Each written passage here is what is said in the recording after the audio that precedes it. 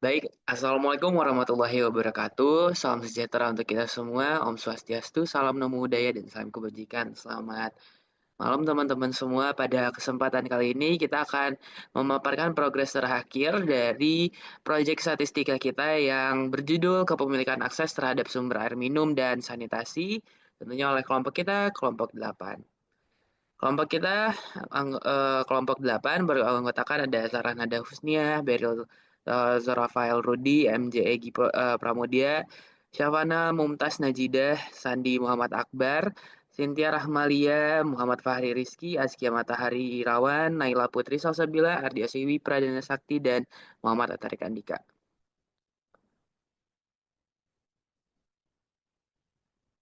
Boleh, mungkin untuk selanjutnya bisa dipaparkan latar belakangnya.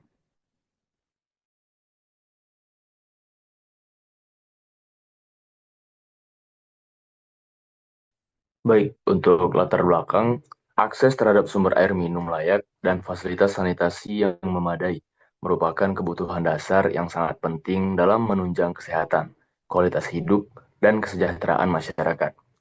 Di Indonesia, meskipun berbagai program telah diluncurkan untuk meningkatkan akses tersebut, ketimpangan masih terjadi, terutama di wilayah pedesaan dan di kalangan masyarakat berpenghasilan rendah. Ketidakmerataan ini mencerminkan tantangan dalam pemerataan pembangunan infrastruktur dasar serta pelayanan publik.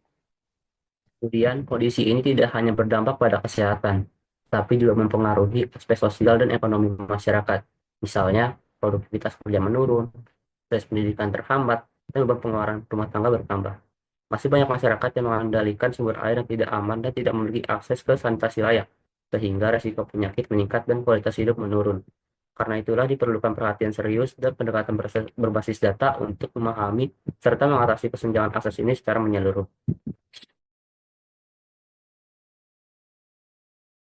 Nah, di sini saya akan melanjutkan dari teman saya Fahri bahwa ada beberapa tujuan dari proyek kita ini, yaitu yang pertama menganalisis kondisi kepemilikan akses terhadap sumber air minum dan sanitasi di berbagai wilayah di Indonesia. Dan adapun yang kedua, mengidentifikasi faktor-faktor yang mempengaruhi akses terhadap air minum dan sanitasi, termasuk faktor ekonomi, geografis, dan kebijakan infrastruktur.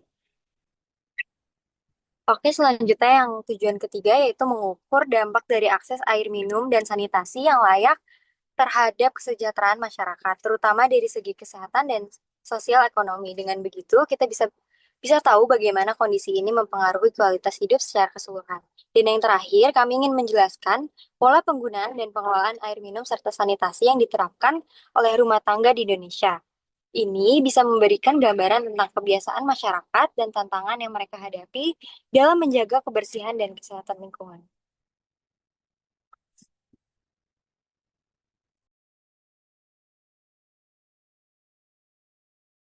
Oke, selanjutnya ada beberapa rumusan masalah yang kita temukan, yaitu yang pertama, bagaimana kondisi kepemilikan akses terhadap sumber air minum dan sanitasi di Indonesia berdasarkan data terbaru dari Badan Pusat Statistik atau BPS. Yang kedua, apa saja faktor yang mempengaruhi akses terhadap sumber air minum dan sanitasi, baik dari segi ekonomi, geografis, maupun kebijakan pemerintah. Dan yang ketiga, seberapa besar dampak akses air minum dan sanitasi yang layak terhadap kesejahteraan masyarakat. Yang keempat dan yang kelima akan dibacakan oleh Cynthia. Yang keempat, bagaimana pola pengelolaan air minum dan sanitasi yang diterapkan oleh rumah tangga di berbagai daerah. Kemudian yang kelima, apa rekomendasi kebijakan yang dapat dilakukan untuk meningkatkan akses terhadap air minum dan sanitasi yang layak?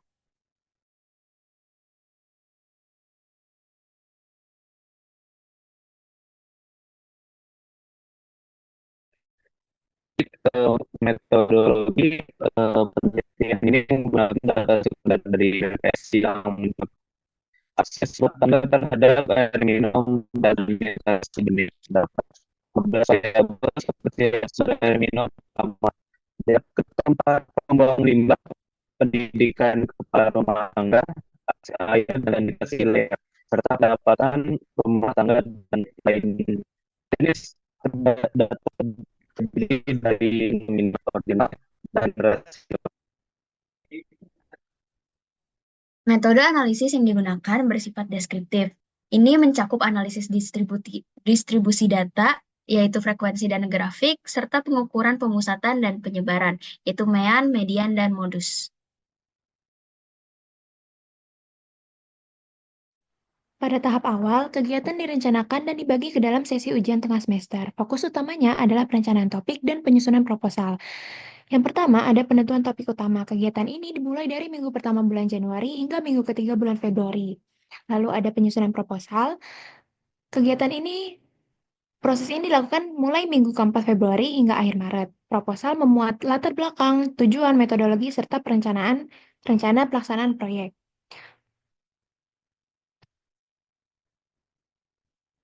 Selanjutnya, kegiatan proyek dilakukan pada sesi ujian akhir semester dengan fokus utama pada analisis dan penyusunan hasil akhir. Evaluasi kelengkapan data dilaksanakan pada minggu keempat April. Tim kami memverifikasi apakah seluruh data yang diperlukan telah berhasil dikumpulkan. Dilanjutkan dengan pembersihan data yang berlangsung pada minggu pertama dan kedua Mei. Lalu dilanjut dengan analisis data yang dijadwalkan dari minggu ketiga hingga keempat bulan Mei. Lalu ada evaluasi akhir yang dilakukan pada minggu pertama Juni sebagai tahap untuk mereview apakah analisis yang dilakukan telah menjawab rumusan masalah.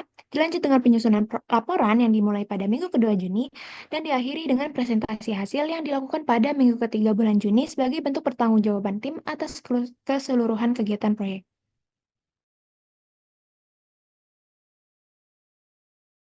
Untuk selanjutnya, kami sudah menyelesaikan latar belakang, tinjauan pustaka, dan metodologi telah dirumuskan dengan baik. Untuk sekarang, kami sudah sampai di bab 3 dan struktur penelitian sudah semakin jelas. Selanjutnya ada penyesuaian peubah. Beberapa peubah atau variabel diganti karena keterbatasan data. Peubah ini dilakukan karena data asli tidak tersedia di sumber yang ada, tapi sudah kami justifikasi agar tetap relevan. Untuk yang ketiga ada data akhir untuk 15 pubah sudah terkumpul dan sudah siap diolah. Semua data telah divisualisasikan sebagai bentuk tabel, membantu kami melihat pola awal sebelum analisis lebih lanjut.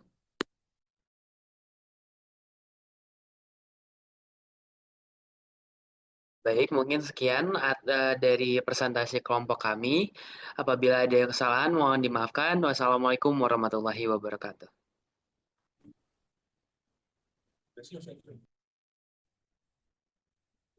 Terima kasih.